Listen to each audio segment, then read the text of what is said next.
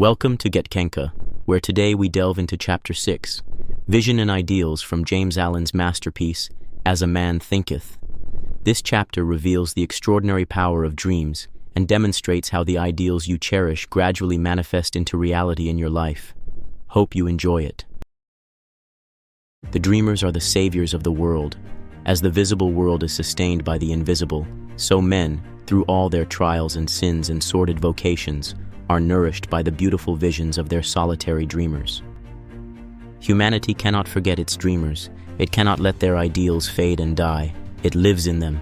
It knows them as the realities which it shall one day see and know. Composer, sculptor, painter, poet, prophet, sage, these are the makers of the afterworld, the architects of heaven. The world is beautiful because they have lived. Without them, laboring humanity would perish. He who cherishes a beautiful vision, a lofty ideal in his heart, will one day realize it. Columbus cherished a vision of another world, and he discovered it. Copernicus fostered the vision of a multiplicity of worlds and a wider universe, and he revealed it. Buddha beheld the vision of a spiritual world of stainless beauty and perfect peace, and he entered into it. Cherish your visions, cherish your ideals, cherish the music that stirs in your heart, the beauty that forms in your mind, the loveliness that drapes your purest thoughts. For out of them will grow all delightful conditions, all heavenly environment. Of these, if you but remain true to them, your world will at last be built. To desire is to obtain, to aspire is to achieve. Shall man's basest desires receive the fullest measure of gratification, and his purest aspirations starve for lack of sustenance? Such is not the law. Such a condition of things can never obtain, ask and receive. Dream lofty dreams, and as you dream, so shall you become. Your vision is the promise of what you shall one day be. Your ideal is the prophecy of what you shall at last unveil. The greatest achievement was at first and for a time a dream. The oak sleeps in the acorn, the bird waits in the egg, and in the highest vision of the soul a waking angel stirs.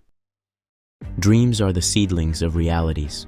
Your circumstances may be uncongenial, but they shall not long remain so if you but perceive an ideal and strive to reach it. You cannot travel within and stand still without. Here is a youth hard-pressed by poverty and labor, confined long hours in an unhealthy workshop, unschooled and lacking all the arts of refinement.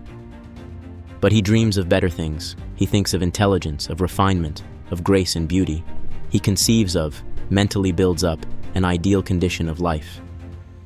The vision of a wider liberty and a larger scope takes possession of him. Unrest urges him to action, and he utilizes all his spare time and means, small though they are, to the development of his latent powers and resources. Very soon, so altered has his mind become that the workshop can no longer hold him. It has become so out of harmony with his mentality that it falls out of his life as a garment is cast aside. And, with the growth of opportunities, which fit the scope of his expanding powers, he passes out of it forever. Years later, we see this youth as a full-grown man. We find him a master of certain forces of the mind, which he wields with worldwide influence and almost unequaled power. In his hands he holds the cords of gigantic responsibilities. He speaks, and lo, lives are changed. Men and women hang upon his words and remold their characters, and sun-like, he becomes the fixed and luminous center round which innumerable destinies revolve. He has realized the vision of his youth. He has become one with his ideal. And you too, youthful reader, will realize the vision, not the idle wish of your heart, be it base or beautiful, or a mixture of both, for you will always gravitate toward that which you, secretly, most love. Into your hands will be placed the exact results of your own thoughts. You will receive that which you earn, no more, no less. Whatever your present environment may be, you will fall, remain, or rise with your thoughts, your vision, your ideal. You will become as small as your controlling desire, as great as your dominant aspiration. In the beautiful words of Stanton Kirkham Davis, you may be keeping accounts, and presently you shall walk out of the door that for so long has seemed to you the barrier of your ideals, and shall find yourself before an audience. The pen still behind your ear, the ink stains on your fingers, and there shall pour out the torrent of your inspiration. You may be driving sheep, and you shall wander to the city bucolic and open-mouthed. Shall wander under the intrepid guidance of the Spirit into the studio of the Master, and after a time he shall say, I have nothing more to teach you. And now you have become the Master, who did so recently dream of great things while driving sheep. You shall lay down the saw and the plane to take upon yourself the regeneration of the world. The thoughtless, the ignorant, and the indolent, seeing only the apparent effects of things and not the things themselves, talk of luck, of fortune, and chance. Seeing a man grow rich, they say, how lucky he is.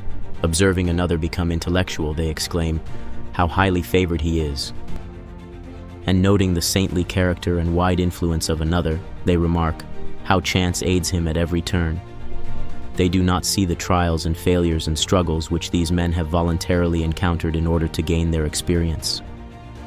Have no knowledge of the sacrifices they have made, of the undaunted efforts they have put forth, of the faith they have exercised, that they might overcome the apparently insurmountable and realize the vision of their heart. They do not know the darkness and the heartaches. They only see the light and joy and call it lucken. They do not see the long and arduous journey, but only behold the pleasant goal and call it good fortune. Do not understand the process, but only perceive the result and call it chance. In all human affairs, there are efforts and there are results, and the strength of the effort is the measure of the result. Chance is not. Gifts, powers, material, intellectual, and spiritual possessions are the fruits of effort. They are thoughts completed, objects accomplished, visions realized.